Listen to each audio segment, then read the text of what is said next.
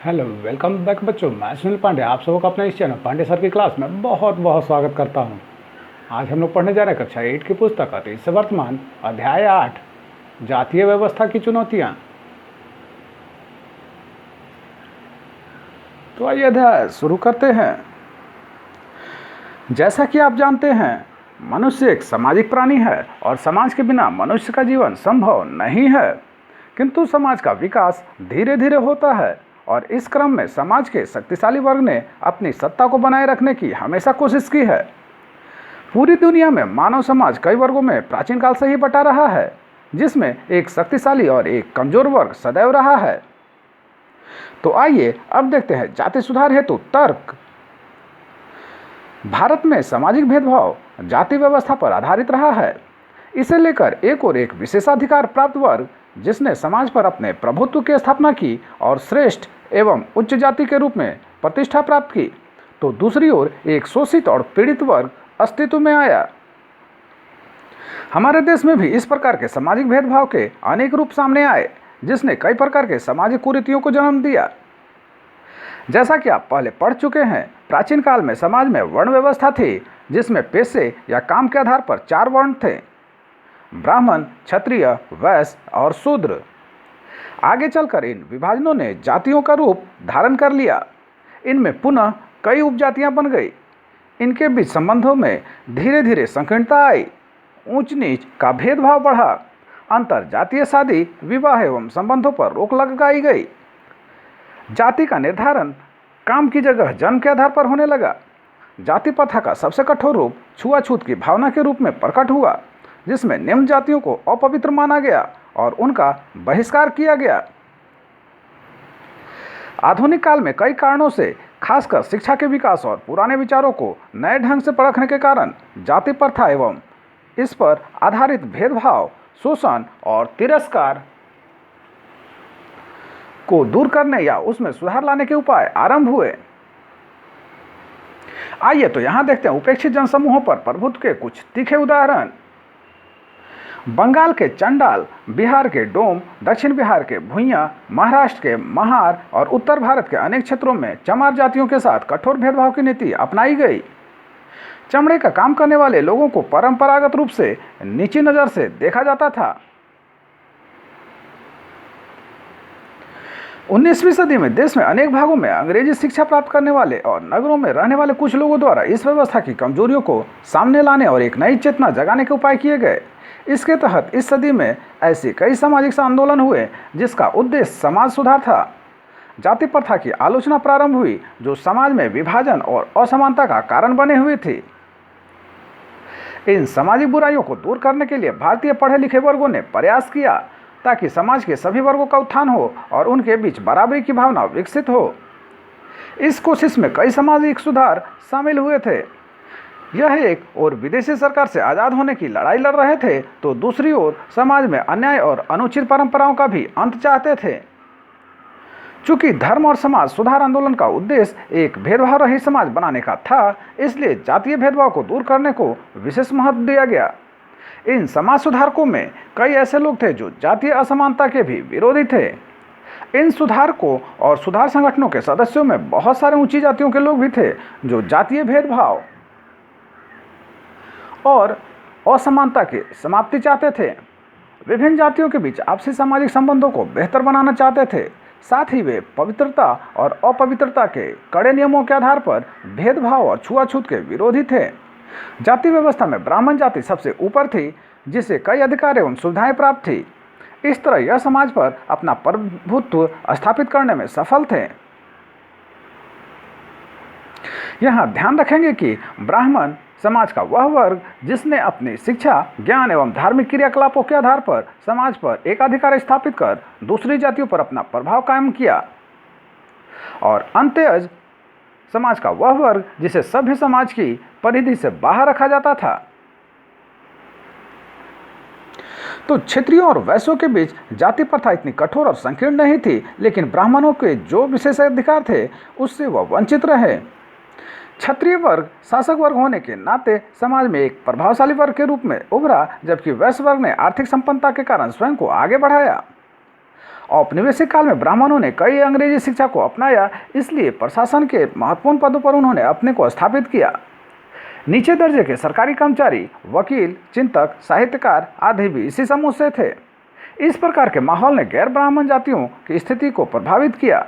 उनकी सामाजिक दशा में गिरावट आई और उनमें असुरक्षा और हीनता की भावना बढ़ी। समाज में एक छोर पर ब्राह्मण थे तो दूसरे छोर पर अछूत। अधिकांश पीड़ित और दलित समूह का संबंध समाज की निचली श्रेणियों से था और वह जटिल एवं कठोर स्थिति में जीने के लिए बाध्य थे। इसलिए वे सामाजिक व्यवस्था में मौजूद अन्याय के खिलाफ थे। दूसरी ओर 19वीं सदी के दूसरे हिस्से तक निम्न जातियों के अंदर से भी जातीय भेदभाव के खिलाफ आवाज उठाई गई एवं उनके द्वारा सामाजिक समानता और न्याय की मांग के लिए आंदोलन शुरू कर दिए गए। इस नई चेतना को गैर ब्राह्मण जाति समूहों ने प्रस्तुत किया, जो विशेष रूप से अपनी दयनीय दशा में सुधार लाना चाहते थे। भारत के अनेक भागों में यह जातियां बहुत सारी असुविधाओं से मुक्ति के लिए आवाज़ उठाने लगी थीं। इस प्रक्रिया में निचली जाति के आंदोलन में उनकी जातीय पहचान एकता का आधार बन गई।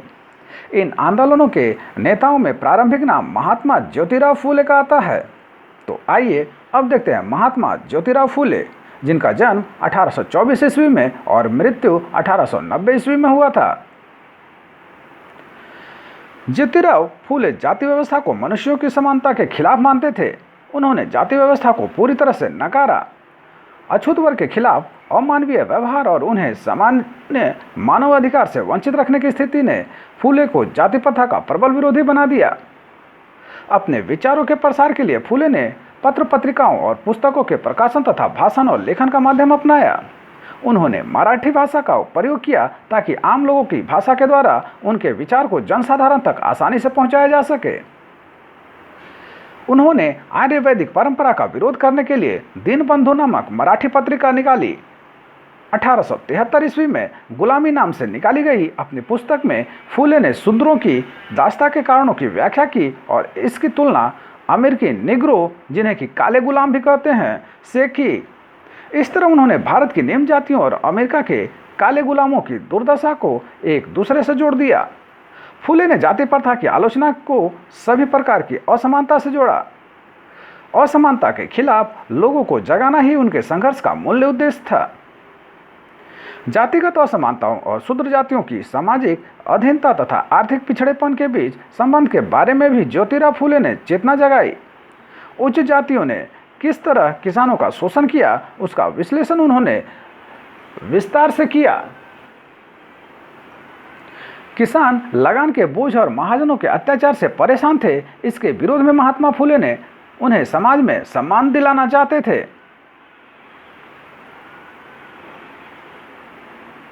यहाँ ध्यान रखेंगे कि गुलामी, फूले ने यह पुस्तक उन सभी अमेरिकियों को समर्पित की जिन्होंने गुलामों को मुक्ति दिलाने के लिए संघर्ष किया था। इस पुस्तक के छपने के लगभग 10 वर्ष पहले अमेरिकी गृह युद्ध हुआ था, जिसके फलस्वरूप अमेरिका में दास प्रथा खत्म हो गई थी। फूले ने अत्याचार और उत्पीड़न के संघर्ष करने के लिए कई प्रयास किए। उन्होंने ब्राह्मणों के उस दावे को नकारा कि आर्य होने के कारण वह औरों से श्रेष्ठ हैं। फूले का तर्क था कि आर्य विदेशी हैं और वे यहाँ के मूल निवासियों को हराकर उन्हें निम्न मानने लगे थे। फूले के अनुसार यह धरती यहाँ के देसी लोगों की कथित निम्न जाति के लोगों की है। अतः उन्होंने सुझाव दिया कि शूद्रों, जो कि श्रमिक जातियाँ थीं, और अति शूद्रों, जो कि अछूतों को कहा जाता था, को जातीय भेदभाव खत्म करने के लिए संगठित होना चाहिए। इस तरह फूले द्वारा स्थापित सत्यशोधक समाज नामक संगठन ने जातीय समानता को समर्थन में मुहिम चलाई। फूले ने गैर ब्राह्मणों का मनोबल बढ़ाया। उन्होंने धार्मिक विचारधारा और जाति प्रथा को पूरी तरह से नकार दिया। उन्होंने महाराष्ट्र के सभी निम्न जातियों के लिए एक सामूहिक पहचान बनाई। फूले ने उच्च जाति के नेताओं के उपनिवेशवाद विरोधी राष्ट्रवाद को भी कड़ी आलोचना की। अपनी एक रचना काश्तकार की चाबुक में की। राजनीति में किसान को एक वर्ग की तरह प्रवेश कराने वाले वह पहले व्यक्ति थे। आइए अब देखते हैं वीरसेलिंगम। इनका जन्म 1848 ईस्वी में हुआ था और मृत्यु 1919 ईस्वी में। दक्षिण भारत में भी सामाजिक भेदभाव को लेकर वंचित वर्ग द्वारा कई आंदोलन चलाए गए, जिससे सामाजिक असमानता की स्थिति समाप्त हो सके। ऐसे आंदोलनों में वीरसेलिंगम की एक महत्वपूर्ण भूमिका रही। इनका पूरा नाम कुंडुकरी वीरसेलिंगम था। कलकत्ता तथा बंबई जैसे बड़े शहरों में चलाए गए सुधार आंदोलनों में जिन समकालीन उच्च कुल के व्यक्तियों की भूमिका रही, उससे भिन्न परिस्थिति में वीरसेलिंगम का जन्म एक निर्धन परिवार में हुआ था। अपने जीवन के अधिकांश समय में उन्होंने स्कूल शिक्षक के पद पर काम किया। उन्होंने तेलुगु भाषा में अनेक लेख लिखे, जिसके लिए उन्हें आधुनिक तेलुगु गद्य साहित्य का जनक कहा जाता है। दक्षिण भारत में भी महिलाओं की स्थिति चिंताजनक थी, अतः उनके द्वारा महिला उत्थान के प्रति जागरूकता पैदा की गई। विधवा पुनर्विवाह, नारी शिक्षा, महिला मुक्ति जैसी सामाजिक बुराइयों के जैसे विषय के प्रति उन्होंने उत्साह से उन्हें आंध्र के समाज सुधारकों की अगली पीढ़ी के लिए प्रेरणा का स्रोत बना दिया। उस समय के मद्रास प्रेसिडेंसी क्षेत्र में समाज सुधार के प्रयासों की लहर को अनेक प्रकार के जाति संगठनों एवं जातीय आंदोलनों ने एक विशिष्ट स्वरूप दे दिया। सदी के समाप्त होने तक उनके जातीय संगठन सुधार आंदोलन में महत्वपूर्ण भूमिका निभाने लगे। उनके द्वारा चलाए गए आंदोलन का प्रभाव तमिलनाडु के गुंडर जाति के संगठन कोंगू बेल्लला संगम, मैसूर के वोकालिंगा तथा लिंगायत संगठनों, केरल के इरावा जाति के SNDP योगम आदि पर पड़ा। जातीय आंदोलन के नेताओं ने जाति विशेष के सदस्यों की समानता विरासत पर बल दिया और सामाजिक तौर तरीकों में बदलाव लाने का प्रयास किया। वीरसेलिंगम द्वारा चलाया गया आंदोलन एक प्रेरणा स्रोत के रूप में स्वीकार किया जाता है, जिसने दक्षिण भारत में ऐसे दूसरे महत्वपूर्ण संगठनों एवं आंदोलनों को आगे बढ़ाने में सहायता की। इस परिवर्तन की एक महत्वपूर्ण विशेषता थी कि जातीय संगठनों ने धीरे धीरे राजनीतिक शक्तियों का रूप ले लिया। इसका परिणाम 20वीं सदी में चलाए गए आंदोलनों में देखा जाता है। आइए अब देखते हैं नारायण गुरु, जिनका जन्म 1855 ईस्वी में और मृत्यु 1928 ईस्वी में हुआ था। जैसा कि पहले चर्चा की गई, 19वीं सदी के मध्य तक निम्न जातियों के भीतर से भी जातीय भेदभाव के खिलाफ आवाज उठाई गई। इस वर्ग ने भी आंदोलन के द्वारा सामाजिक समानता और न्याय की मांग की। केरल में एझाव निम्न जाति में जन्मे नानू आसन, जो बाद में श्री नारायण गुरु के नाम से भी जाने गए, एक धार्मिक गुरु के रूप में उभरे। इन्होंने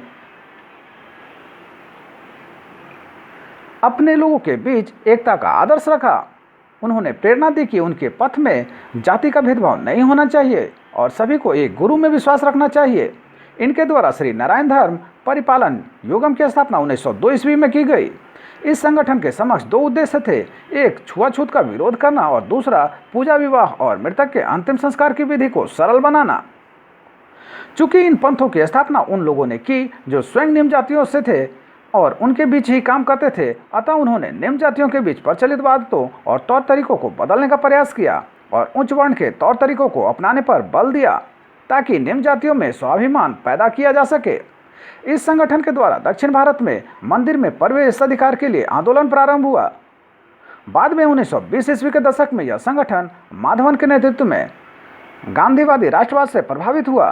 केरल में बसे दलित भी इस संगठन से प्रभावित हुए एवं अपने उद्धार के उपाय के लिए स्वयं आगे बढ़े।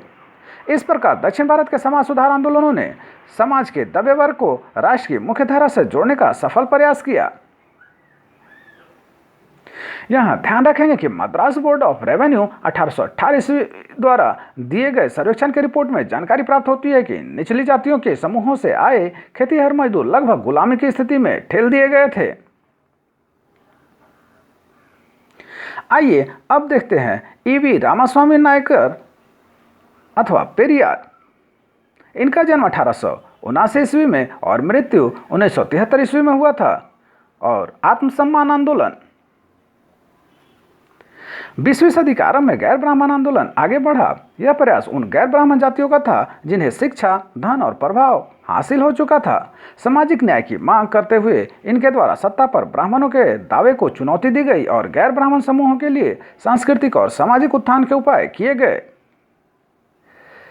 ईवी रामास्वामी नायकर अथवा पेरियार ने जाति व्यवस्था की आलोचना की। उन्होंने मानव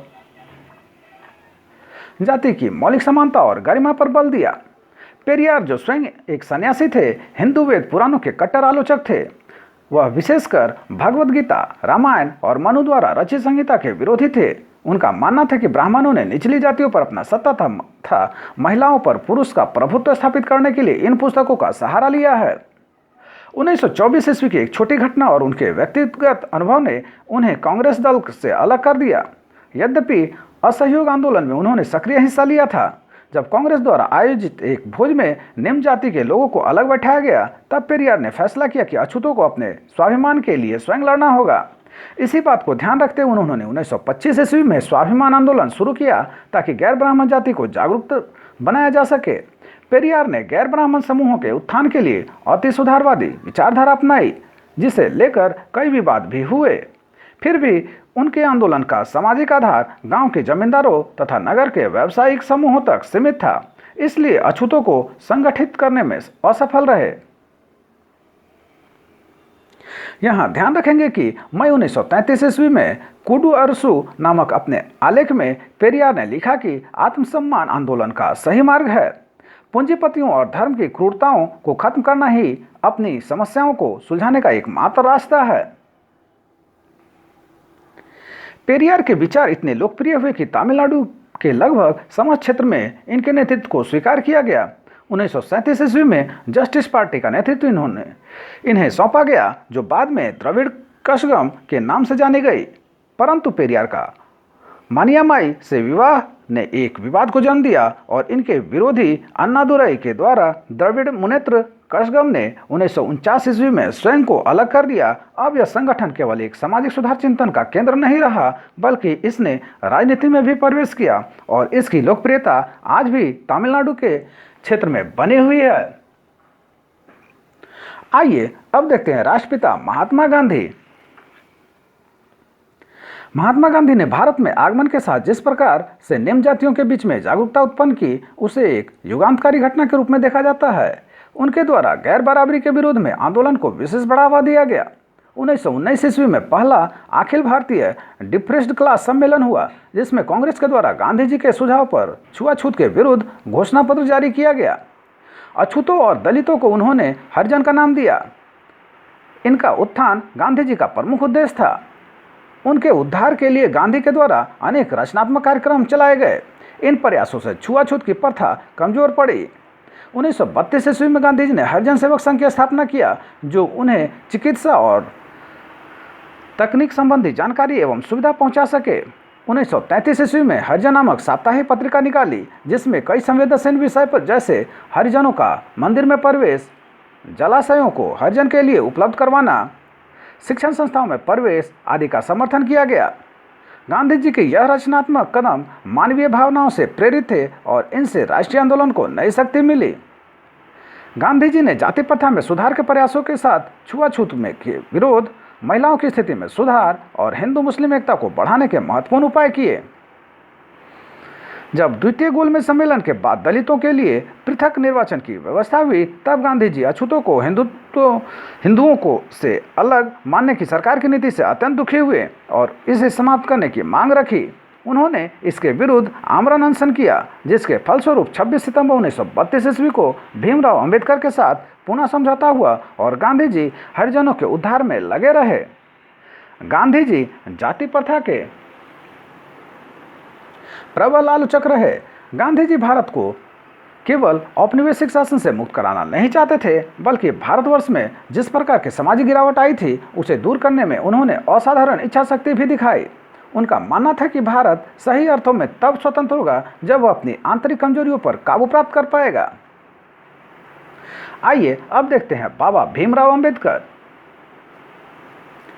बाबा भीमराव अंबेडकर ने जातीय भेदभाव और पूर्वाग्रह को बहुत निकट से महसूस किया था। इनके जीवन का उद्देश्य दलित उत्थान की भावना से प्रेरित था। वह दलित समाज को समानता का पूर्ण अधिकार प्रदान करना चाहते थे, न कि केवल कुछ छूट या किसी प्रकार की सुविधा।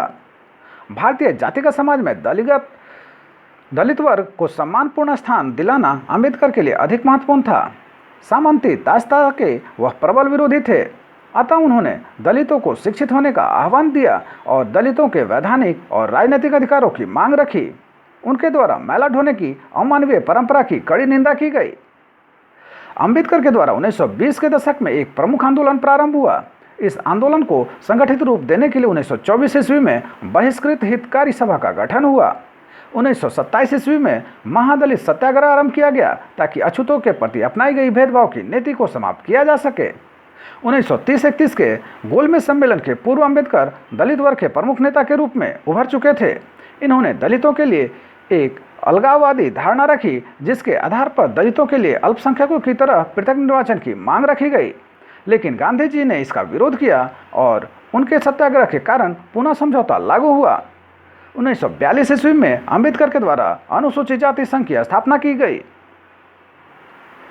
अंबेडकर ने हिंदू धर्म में भेदभाव का विरोध किया और बौद्ध धर्म की ओर आकर्षित हुए। 1950 ईस्वी में अंबेडकर ने बौद्ध धर्म अपनाया और कालांतर में इनके अनेक समर्थकों के द्वारा धर्म परिवर्तन किया गया। अंबेडकर गांधीवादी दलित विचारधारा से असंतुष्ट रहे और उसे कमजोर मानते रहे, क्योंकि वह दलितों के उत्थान के माध्यम को एक अलग रूप में देखते थे। आज भारत में जिस दर्शन को लोकप्रियता मिली है वह समता, भाईचारा और आज़ादी पर आधारित है। मनुष्य के सम्मान पर केंद्रित सोच वाले इस दर्शन की एक प्राथमिकता है मनुष्य का कल्याण। सामाजिक भेदभाव से उपजे सामाजिक पिछड़ेपन और शोषण को दूर करने के उपाय इन विभिन्न दार्शनिकों एवं सुधारकों के द्वारा हुए। इन सभी ने जातिगत व्यवस्था को दूर करने के उपाय अलग तरीकों से अपनाए, पर यह आंदोलन सीमित रहे चूंकि इनका सामाजिक आधार सीमित रहा। आज हमारे समाज में जिस संरचनात्मक परिवर्तन की आवश्यकता है, इसकी पृष्ठभूमि इन आंदोलनों ने तैयार की ताकि जाति विरोधी संघर्ष के आगे बढ़ाया जा सके, जिससे एक सुदृढ़ शोषण रहित मानवतावादी समाज की स्थापना संभव हो। यहाँ ध्यान रखेंगे कि 1924 में अंबेडकर ने बहिष्कृत हितकारिणी सभा की स्थापना करके दलित मुक्ति आंदोलन का बिगुल बजाया था। अंबेडकर के द्वारा जाति उन्मूलन के उपाय किए गए। उन्होंने मनुस्मृति को नकारा चूंकि यह विभेदकारी दर्शन पर आधारित थी और जिसके द्वारा समाज को एक श्रेणीगत व्यवस्था में बांट दिया गया था।